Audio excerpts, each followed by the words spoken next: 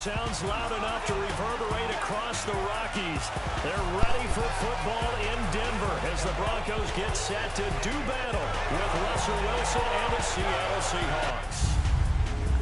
And hello again, everyone. Brandon Gaudin alongside Charles Davis. And, Charles, we look at this Bronco team, and I don't think from what we saw down on the field before the game there's any doubt they're ready to roll. They pass the eye test, don't they? This team looks fired up and ready to play. Meanwhile, for our visitors, the Seahawks, an early season tilt. And when it's an early season tilt, should be ready to roll. Well, let's face it, the aches and pains haven't really set in yet. And both teams eyeing a really good start to get things going. No more training camp, no more exhibitions. The 2018 NFL season on EA Sports is underway. And to no one's surprise here in Denver, that'll carry through the back of the end zone for a touchback. So out come the Seahawks now for their first possession. They'll be brought out by their Pro Bowl QB in his 7th year now in the Emerald City. It's Russell Wilson. So knowing the style of offenses Seattle favored or has favored during Russell Wilson's time there, raise your hand if you thought you'd see him lead the league in touchdown passes. My hand's down right now. That's what I thought. He only had 21 in 2016, so we didn't see that part coming. The Seahawks missed the playoffs for the first time in Russell Wilson's tenure last season, but expect that to change going forward. Yeah, 34 touchdown passes last year on the heels of the 21 you mentioned the season before. What? A first carry for the converted wideout, J.D. McKissic. All right. Oh, well. Give him 10 yards on the pickup, and it'll be second and very short. On any explosive run, you can almost feel the ground shaking, and that's from the offensive linemen creating space for their runners. I had an old coach tell me before, they always told his runners, run around the offensive line in pregame. Get used to the ground shaking so you don't trip and fall when it happens in a game. They'll go again with McKissic. And that play going absolutely nowhere as he's belted before he could get out of the backfield. It'll be a loss of a yard, and that is going to set up a 3rd and 1. I saw Von Miller in college at Texas A&M, and all I kept hearing about was his speed off the edge to the quarterback. But what impressed me, his balance and his ability to take on blocks and be a force in the run game, as we just saw there. They'll run him in out of the gun, and he will have the first down, but he winds up paying for it pretty good. It's a gain of 4 there, and it gives him a new set of downs. Defense had a chance to get off the field here on the opening drive, couldn't do it. I know that we go into these meetings with coaches, and sometimes maybe we can get, a little bit numb because they're always going to talk about how important 3rd down is, aren't they? Offense and defense. In this case, one capitalized, and the other, as you said, had a chance to get off the field and didn't get it done. And he's going to be stopped up quickly here. Just a yard up to the 39. Looks like they're establishing a pretty good pattern here because they've been very heavy in the running game on the last 4 plays. Yeah, you took the words right out of my mouth. So far, 4 plays in this drive, all 4 on the ground.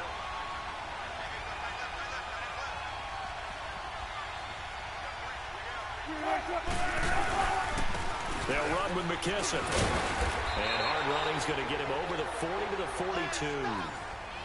It's a 4-yard pickup there, and it leaves him with 3rd and 5. This drive is pretty clear. Almost feels like old-school fundamentals, doesn't it? Want to impose their will on the defense. What's that, 5 straight runs? Yeah, 5 straight carries to start this drive, and like you said, the way it's working, they may just stick with it. Here's Wilson.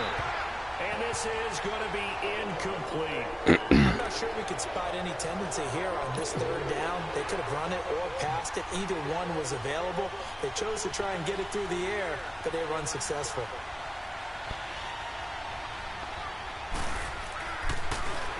And the punt team on now as this one's sent away. And it's taken in at the 9. 12 yards on the return that time. And the Broncos take over. First down and 10. So here are the Broncos now for their opening drive. It'll be Case Keenum leading the charge, making his first start in a Bronco uniform here in this one. And the 2018 draft, when the Broncos number came up at 5, plenty of chatter that they might take a quarterback right there. Remember, Josh Allen was still on the board. Josh Rosen was still on the board. But the Broncos made a commitment to Case Keenum in free agency, and they're living up to it. Did not take a quarterback in that slot. Going to ride with their new number 4, Case Keenum. play fake here on first down. They'll roll him out right. On the crossing route, he hits Demaryius Thomas. And he's going to get this one across the 30-yard line. A Bronco first down there, 12 yards on the play. Looked like the defense put pretty good pressure on him, but he's able to flush out to his right to try and evade people.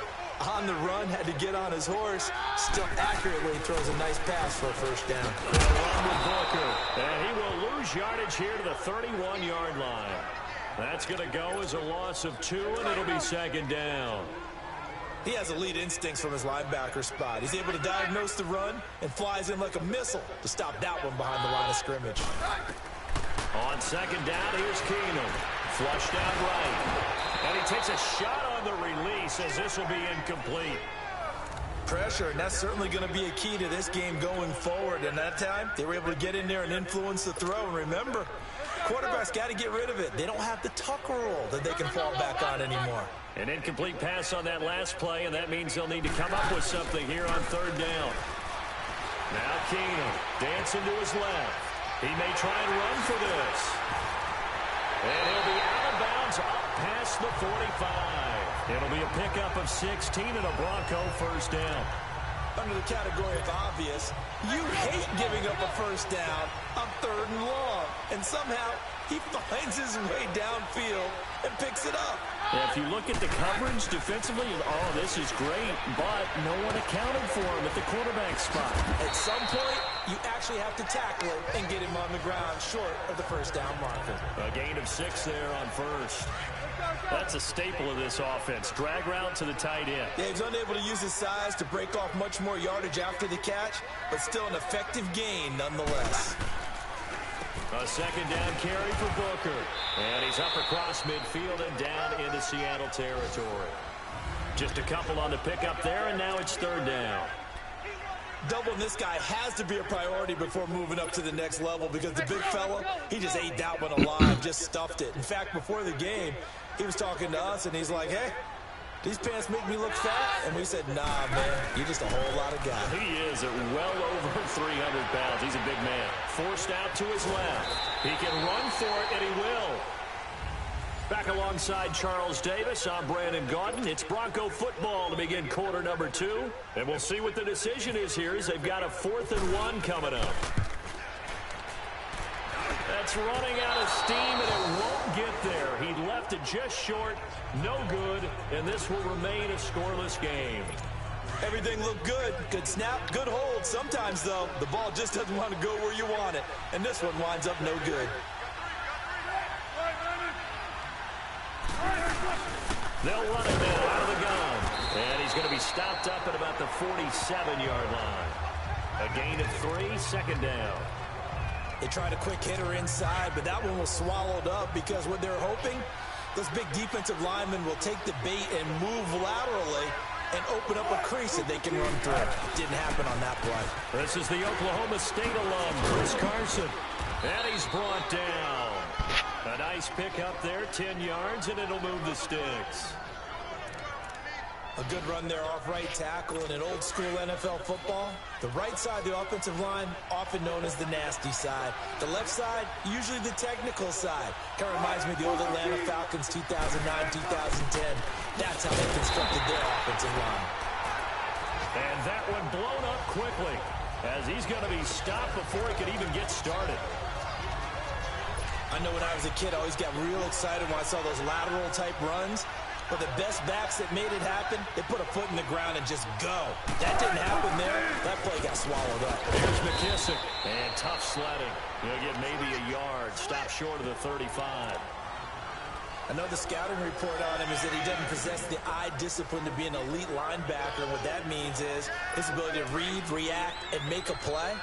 But on that one, he looked like one of those guys.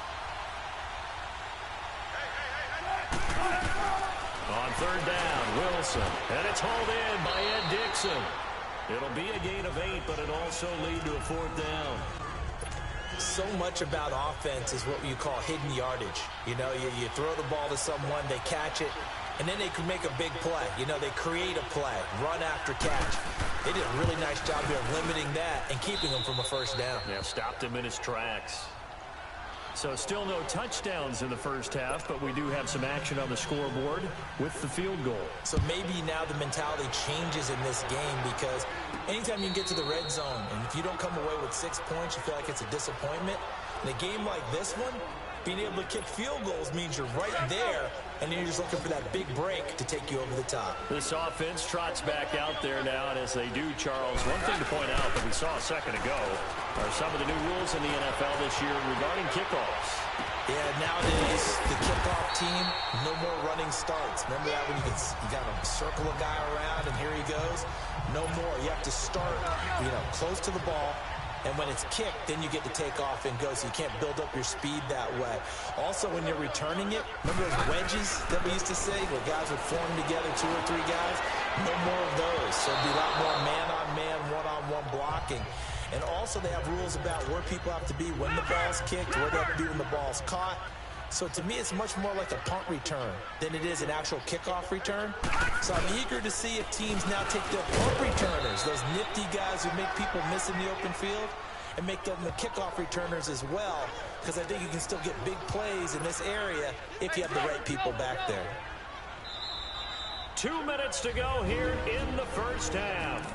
Back to Denver right after this. A reminder coming up at the half, we hook up with a new guy, Jonathan Coachman from Orlando. He'll have highlights and analysis, and more importantly this year, scores and stats from around the league here in week 1. So do not press that skip button. Keenum to Sanders for the Denver first down. Well, we're used to seeing the guy that you consider the #1 receiver double covered, but how about this guy? He's double covered and finds a way to make the play for a first down. That's how you increase your Madden rating, right?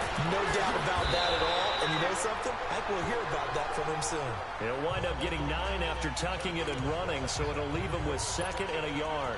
And that was not a bad scramble there on first down. He didn't force it, nor did he throw it away. He was able to take off, and now he made it a very manageable 2nd and short. Throwing now is Keenan. They set up the screen to Booker. A gain of 4 that time as the drive continues. In order for a screen pass to break big, a lot of things have to come together and be well executed. But all it takes is one small thing to go wrong and keep it from being a big game. Keenan. It's a short one here, complete to his tight end. And he'll be a couple yards shy of the red zone here at the 22-yard line. Now it looks like we've got a Bronco that's banged up on the play. Hate to see this. Week 1 of the season. We'll be back. 6 yards was the pickup on the last completion, so here's 2nd and 4. Now Keenum buying time to his left. Opted to run for it. The decision a good one. Picking up the first, getting 14 yards on the scramble. Offensively, they liked their situation, so they tried to take a shot downfield, but no one was open. So it was tuck it in run time, and he picks up a first down. Broncos with their first trip to the red zone thus far. They've got it 1st and goal at the 7. Blitz coming, and down he goes. And before the 2nd down play, we'll get a whistle, a signal, and a timeout, as they'll stop it with a little over 30 seconds to go in the first half of play. First down, a bit of a disaster, and now on 2nd and goal, back even further. And they'll bootleg it here with Keenum. And he fires one that's intercepted. Picked off by the all-pro free safety, Earl Thomas. Brandon, this is why golfers do their best to never count a score in their head before the ball goes in the cup. This looked like a slam dunk for points on this drive, didn't it? Instead, they throw an interception, and they're going to come away empty. They'll start out on the ground with Carson. And a short gain here as he gets it up only to about the 6. Bradley Roby, the quarterback, there to make the stop.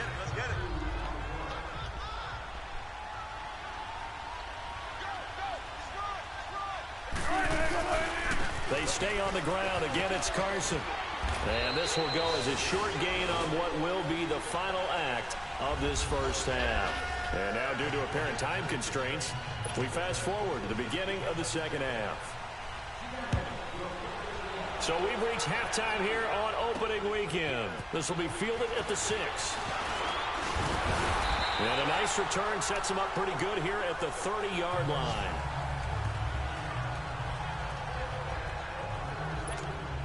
Here comes the Broncos offensive unit here as they'll have it first to begin this third quarter. They're down here, but very much in this game. What's the tonality of a coach's talk when a game is within striking distance like this at intermission? And that's caught inside the 30. It's a big play. Keenum to Thomas.